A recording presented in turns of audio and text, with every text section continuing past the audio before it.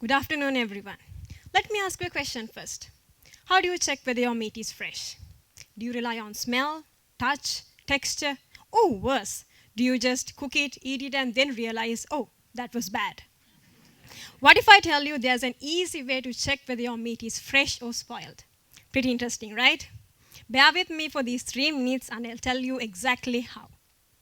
When I say meat, it includes red meat, poultry, as well as fish.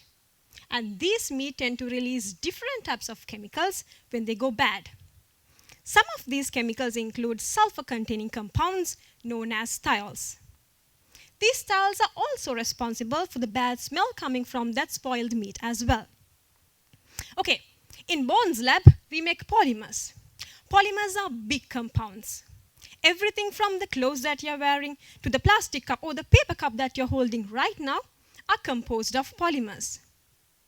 For this particular project, we made a series of polymers with a unique bond between nitrogen and sulfur, which hasn't been studied much before.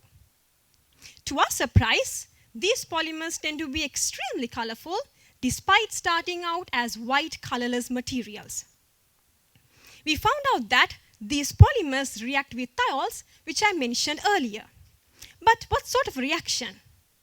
These colorful, big polymers would break apart easily when encounter thiols and go back to their original state. And as they do, they lose their color. Color, remember, that came from that unique bond between nitrogen and sulfur? So, thiols attack those nitrogen-sulfur bonds, break those bonds apart, and thereby polymers go from these extremely vibrant colors to the pale yellow to transparent, almost white color. So, what's the practical use of these polymers? These polymers could be used as visual indicators for spoiled meat. As the color fades out, you can clearly see that your meat has gone bad. So, imagine how useful this could be in everyday lives. Instead of relying on the smell, which isn't always reliable, or getting sick just by guessing, you could simply use these polymer-based visual indicators. We can incorporate these polymers in the packagings of the meat products, and as these polymers detect spoilage, it can change color and you can clearly see through the packagings itself.